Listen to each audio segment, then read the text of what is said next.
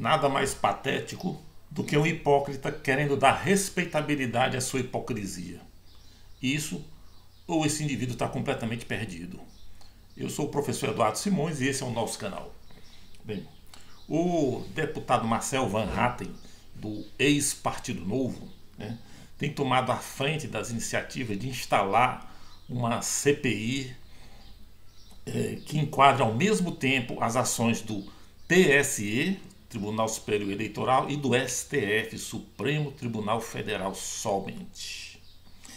E nesse objetivo ele tem trabalhado com um empenho fora do comum. Deve estar recebendo muitos elogios do atual governante do Brasil, né?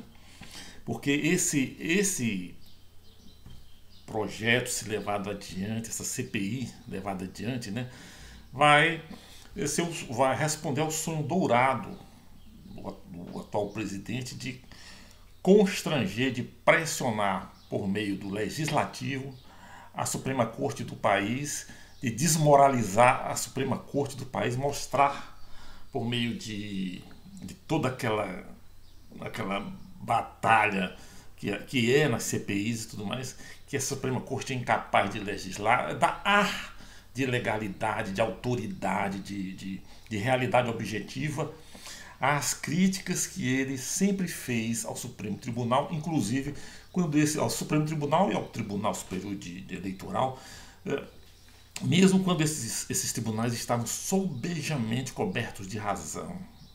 Não vou dizer que eles às vezes não erraram, mas esses erros precisam ser vistos pontualmente, não por meio de uma CPI, mas criando instrumentos que se permita fazer uma fiscalização melhor dos tribunais e garantir que a justiça, a ação do judiciário seja a mais adequada possível.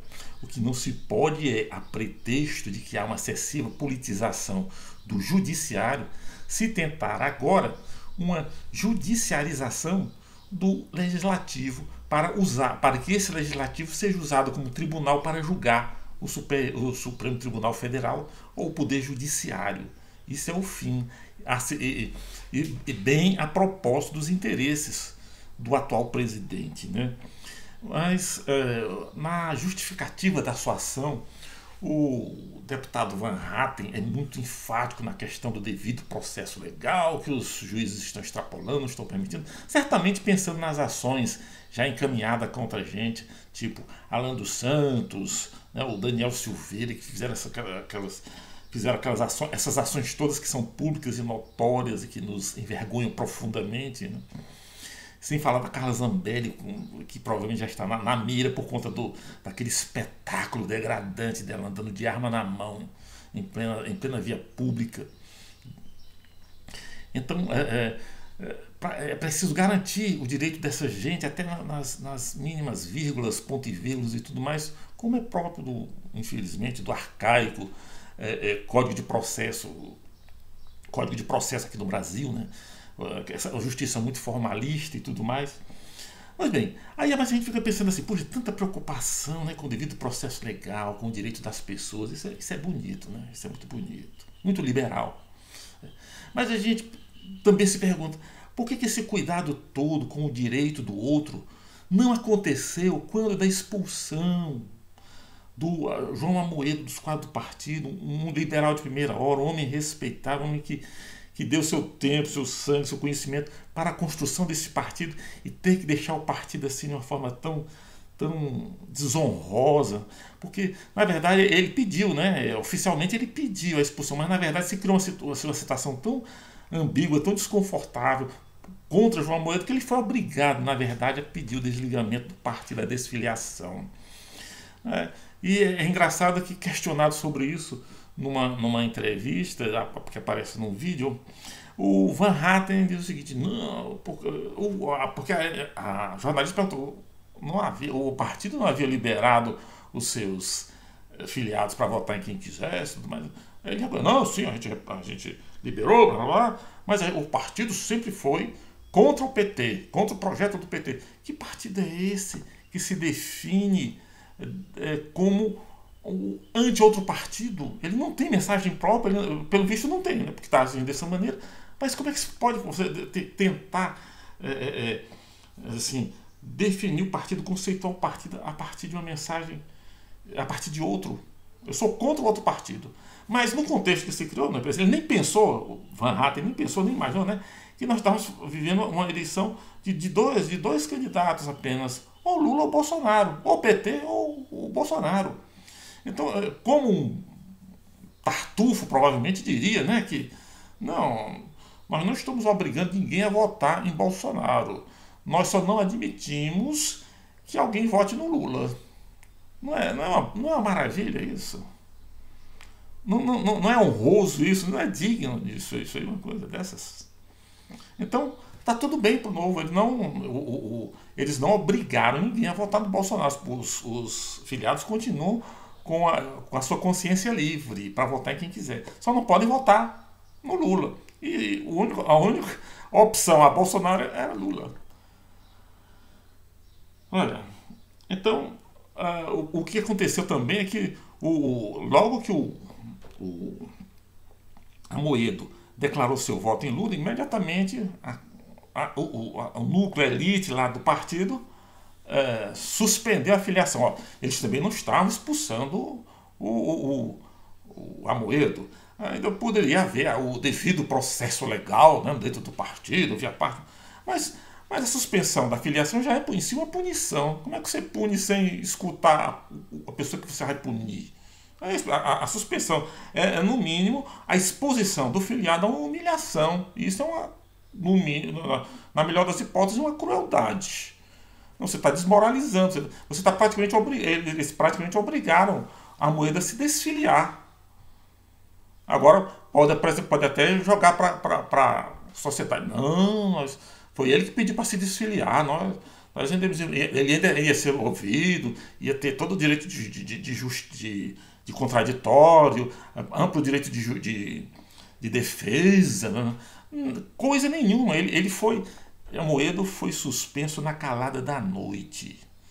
Amoedo foi suspenso de uma forma indigna. Coisa de KGB, de Gestapo. Ele foi simplesmente. Ele soube que estava desligado, estava suspenso, assim, de uma hora para outra, não foi ouvido. Ele tinha que ser escutado. Mesmo para que houvesse a suspensão, era necessário que ele fosse escutado dentro do partido, que ele tivesse a oportunidade de conversar, de esclarecer suas posições. Mas nada disso foi dado. Que partido é esse? Que partido é esse? Que luta por liberdade, por direito, por aparato legal para os membros de outros partidos, de outras agremiações que estão por aí aprontando coisas erradas e não promove isso dentro entre seus próprios filiados, dentro de si próprio. E aí eu contrabalanço essa coisa tão desagradável que nós estamos vivendo, proporcionada por Van Hatten e o ex-novo, né, com o que aconteceu com Gilberto Gil no Catar. Que coisa triste, ao mesmo tempo bonita. Né, que o Gil ele foi agredido gratuitamente por um desocupado no hotel que começou a invocar Bolsonaro, invocou a Lei Rouanet e no final chamou ele de um palavrão. Um desocupado, um homem sem qualificação. Né, e eu queria lembrar esse cidadão e aos outros bolsonaristas que estão aplaudindo esse desvairado, né, que se o Gil um dia fez uso da Lei Rouanet, o fez legalmente, porque a Lei Rouanet foi votada pelo Congresso Nacional. Era uma lei legal. Você pode até questionar, mas era uma lei inadequada, era uma lei que favorecia o pessoal que já tinha fama, não serviu para promover novos talentos na música brasileira, etc. Certo? Mas não era uma lei que tirava dinheiro público e dava para alguém. Era uma lei que incentivava, a partir de ações da iniciativa privada, né, abatimento de impostos, a promover o abatimento de impostos das ações que a iniciativa privada fizesse no setor de arte e cultura. E as empresas preferiam financiar. Gilberto Gil ia financiar alguém que tivesse recém-lançado. Esses empresários que os bolsonaristas dizem tanto defender, preferiam assim. Preferiam jogar esse dinheiro em Gilberto Gil, em Caetano, em Ivete Sangalo, Chico Buarque, etc. Esses grandes artistas já famosos, para garantir o maior retorno possível. Então a culpa não é do Gilberto Gil. Ele agiu legal e recebeu apoio das empresas que preferiam financiá-lo a financiar outras pessoas, a financiar, de repente, jogar mais dinheiro no folclore. Agora, se a gente aperfeiçoar a lei, a gente pode realmente mudar isso e fazer essa distribuição de dinheiro mais justa, mais, assim, mais equânime para o conjunto da vida cultural brasileira. Agora, para isso, é preciso que o legislativo se mexa. O legislativo do Centrão que apoia Bolsonaro, apoiou e apoia Bolsonaro até agora. Por que o pessoal do Centrão não chiou, não protestou contra esse encaminhamento ou desencaminhamento da Lei Rouanet? Não sei qual é o grau, né, que se possa pensar aí de acerto ou desacerto pelo fato dos grandes artistas terem recebido a grande massa de recursos empresarialmente. É correto. Agora, que culpa o Gil tem disso? Que culpa os artistas? Outros têm disso? Eles podem ter problemas com suas escolhas políticas que também com as quais também eu não concordo. Preferia que eles apoiassem o outro lado, no meu lado. Preferia que eles fossem liberais, mas não liberaria. Mas não, são socialistas, gostam de esquerda. Tá, eles têm direito disso. Agora, com relação à Lei Rouanet, eles não fizeram nada errado. Eles agiram de acordo com a lei. Aí vai um camarada desse fazer esse tipo de agressão, de assim. E como um velho brasileiro, Gilberto Gil, que maravilha vê-lo calmo, sereno, falando da agressão que ele sofreu, né? Sem ódio no coração, mas falando, olha, isso aí é coisa de ódio, é o terceiro turno, tranquilamente. Ele é uma lição de dignidade. Gilberto Gil deu uma lição de dignidade, não reagiu na hora, foi tranquilamente para o seu quarto, depois fez declarações calmas, tranquilizadoras. Que bom que ainda existem pessoas no Brasil assim como Gilberto Gil, né?